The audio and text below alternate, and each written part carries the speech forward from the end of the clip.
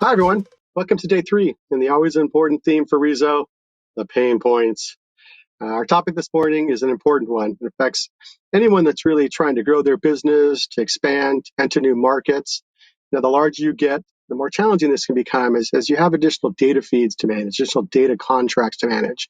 And that's what we're going to talk about today. The best ways to go about doing this and to be effective with it. A quick round of introductions. My name's Rick Herrera.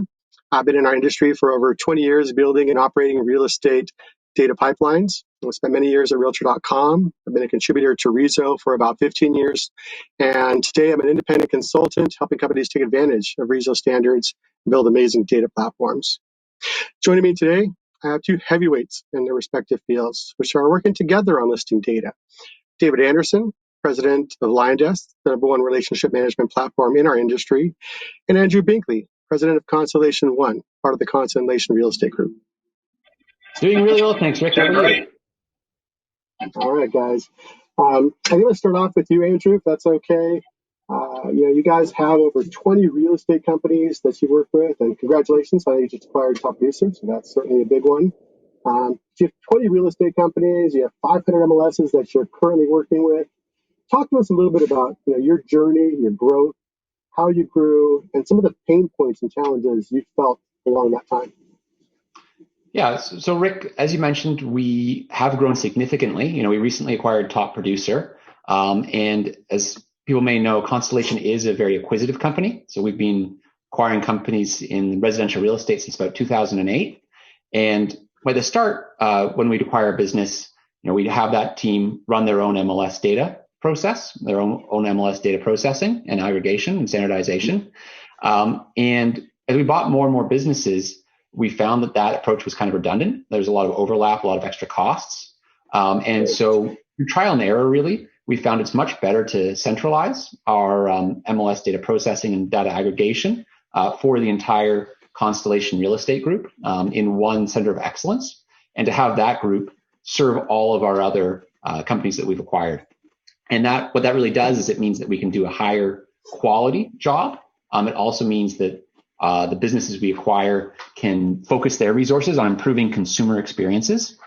And so that's sort of the process we've arrived at through trial and error, is really trying to centralize that as a center of excellence and make it easy for all of our businesses to do their data aggregation as opposed to each business having to do it themselves. Got it. Was there a certain threshold or a certain point when you went, oh man, this is just too much? Was there any particular event or thing that came up that you're like, that's it, we've got to do something different here?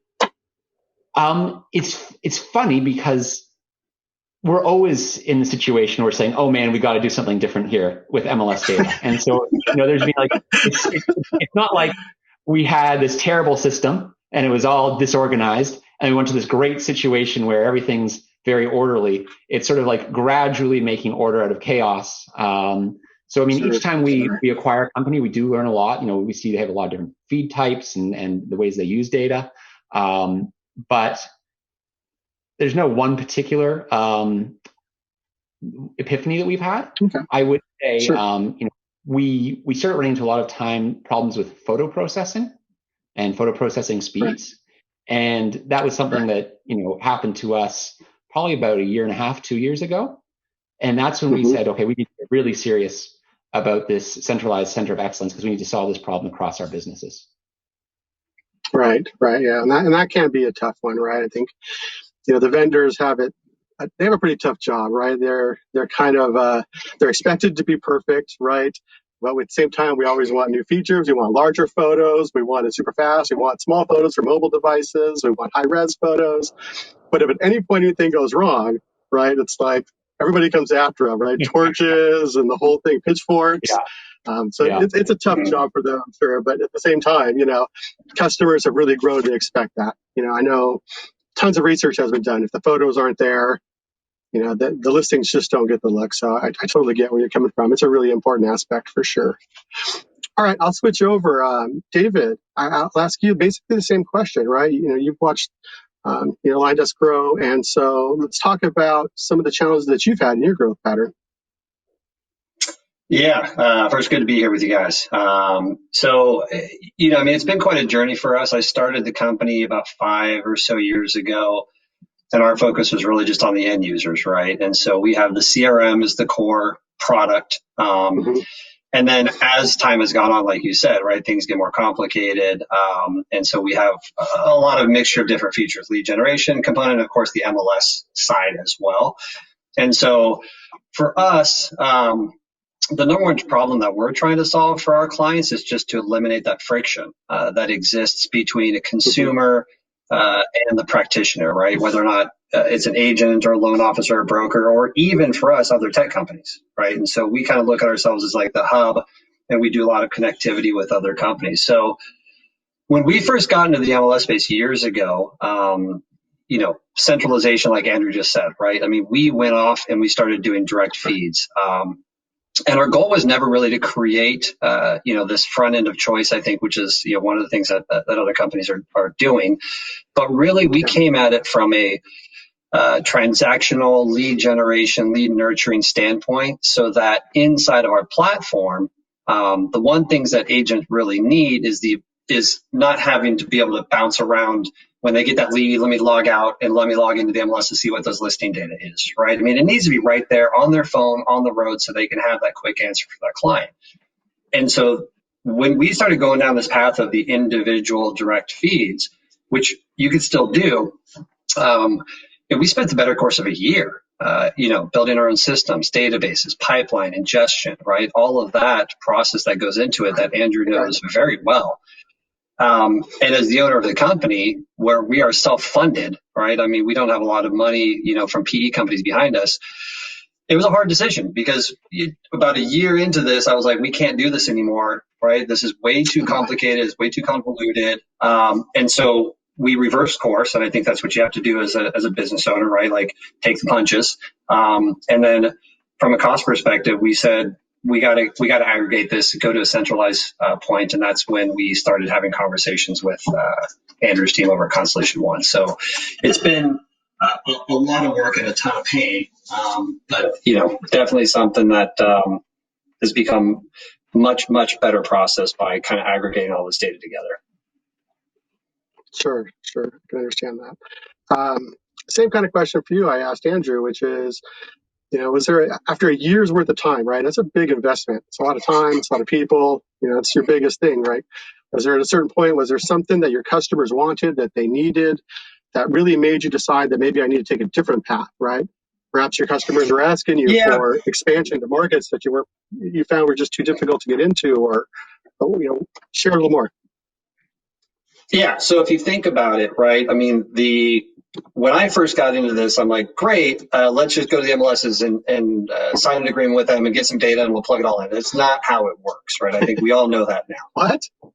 And so, yeah, right. I mean, this is a complicated piece of the pie. And so after I had some conversation with Andrew's team, the goal was not just to accelerate the development of it, but also they maintain all the relationships, all those technical endpoints as well, right? So it makes our job easier so that when we do go to an MLS and we are the number one provider of CRM as a member benefit in the industry today, right? And so when we go to a new MLS and we put a deal together with them, we can light up a new MLS or association in a very short period of time, where if we did this all on our own, it would take a lot of time and a lot of expenses. And so if you think about from a business perspective, it's about balancing that speed to market with those costs. And then, because we all have limited resources, you got to count the time value of opportunity that you're going to miss out on as well. And so, like I said, it was a tough decision. It took us a long time to actually get there. But once we did,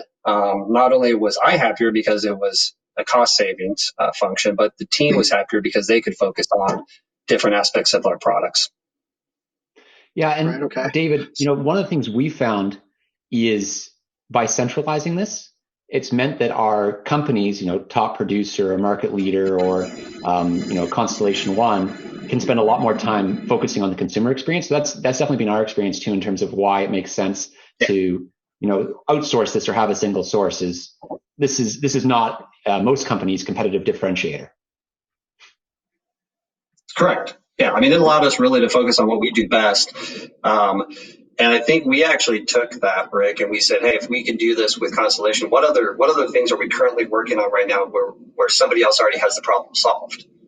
Right. And so we kind of took a look at things last year and really went through that process with multiple people to see where can we save costs. They have the problem solved. Let's plug them in. Let's integrate it so it's a single solution. And then that way our team can focus on other things that other people haven't solved. Okay.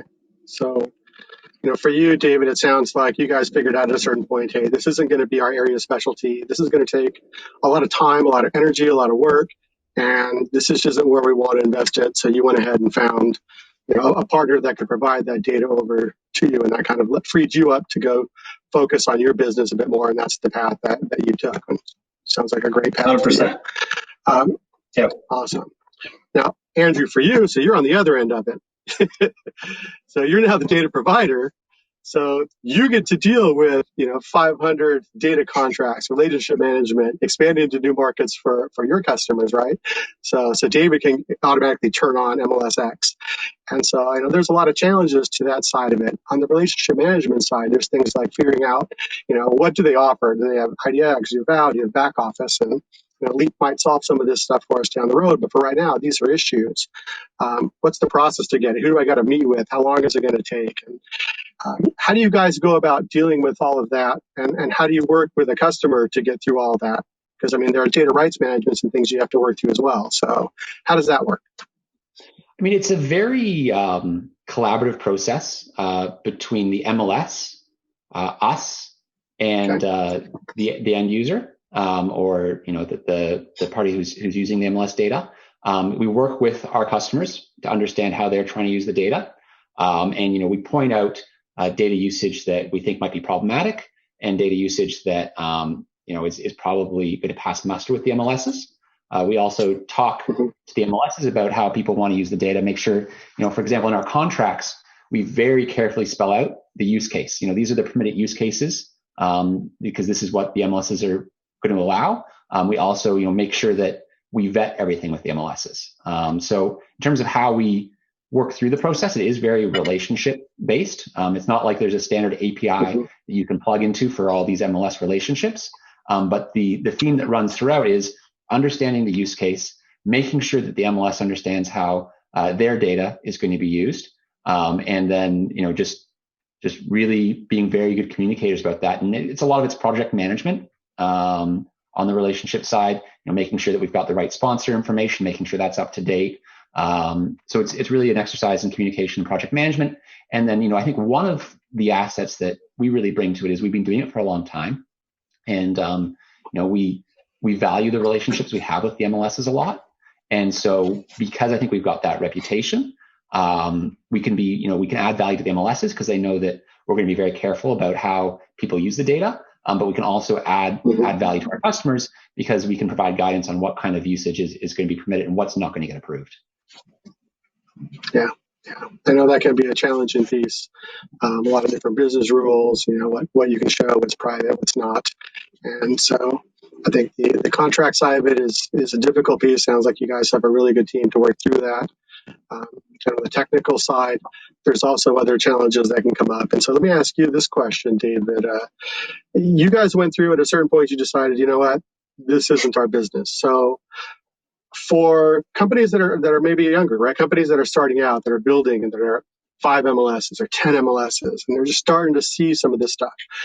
What are some yellow flags or some warning signs they should look for and say, hey, this could be this I think I heard this somewhere once at a conference, right?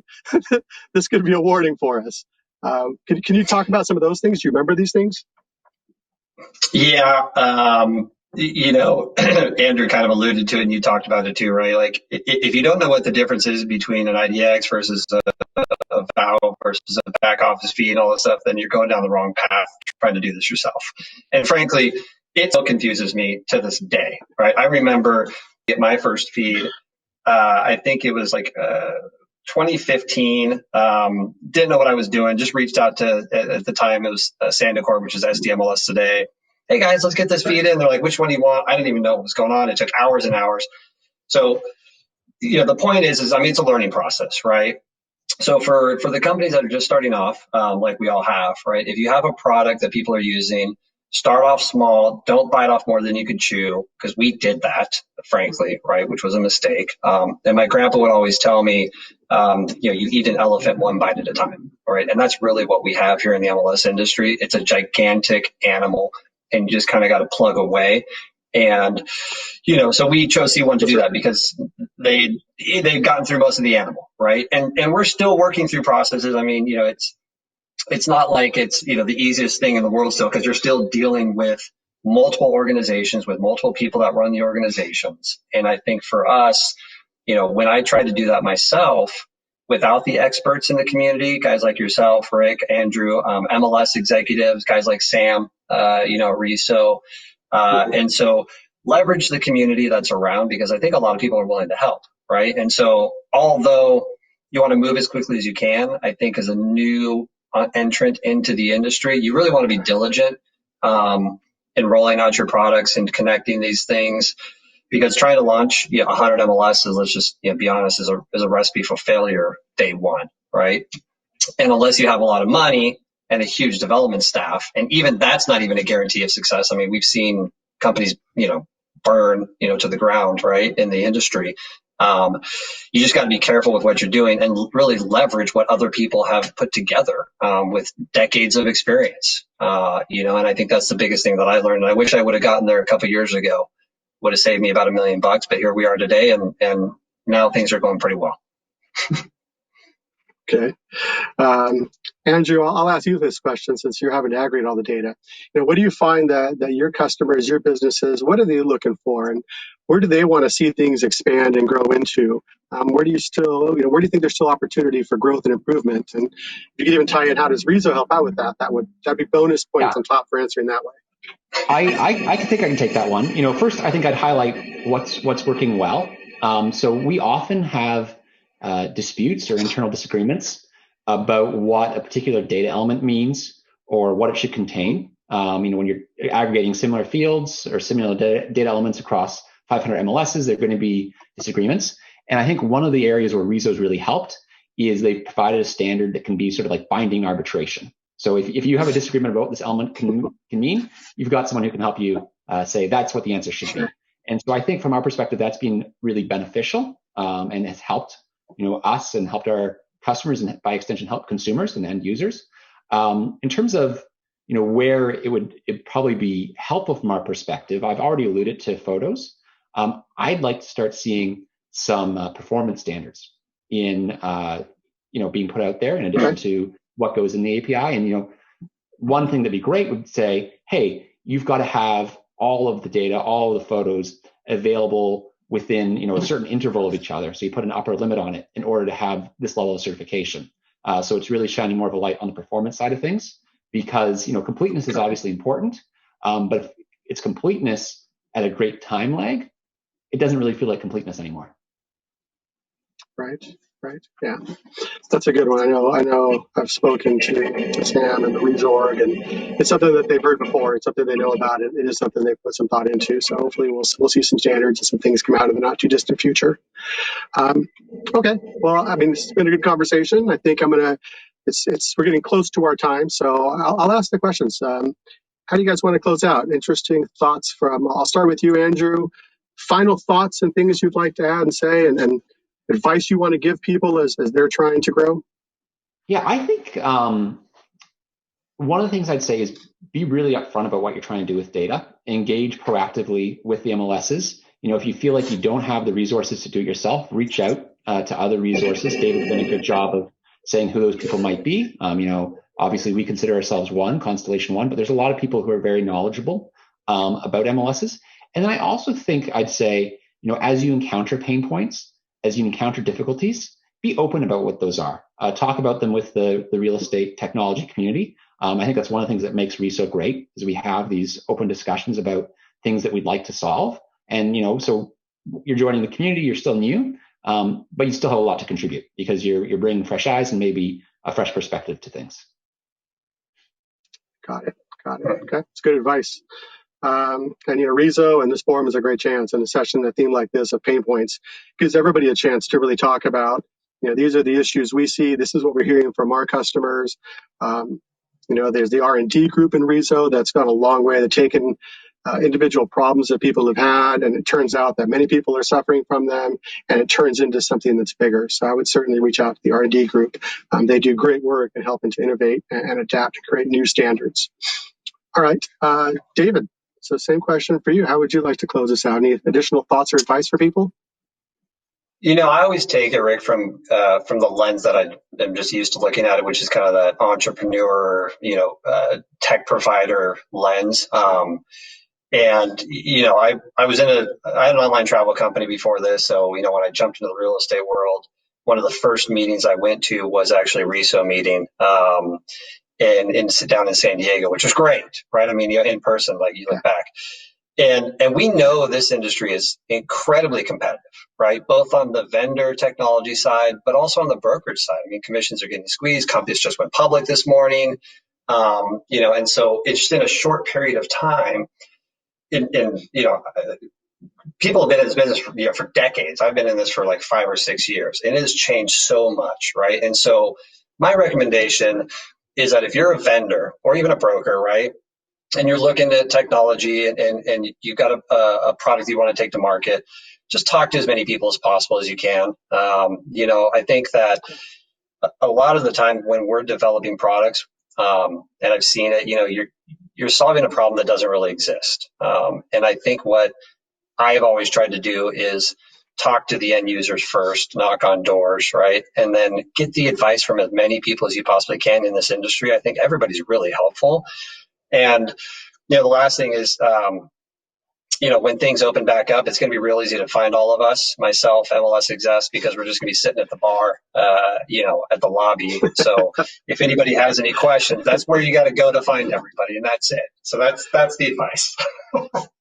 Yeah, I've heard that's where the best deals get made. I've spoken to Sam. It's day 3 of the conference. He has promised next time we get together, he has sworn he's going to bring back the tradition. We're going to have the Bloody Mary bar day 3 in the morning. But if we bug him enough, maybe he will. So we'll hope.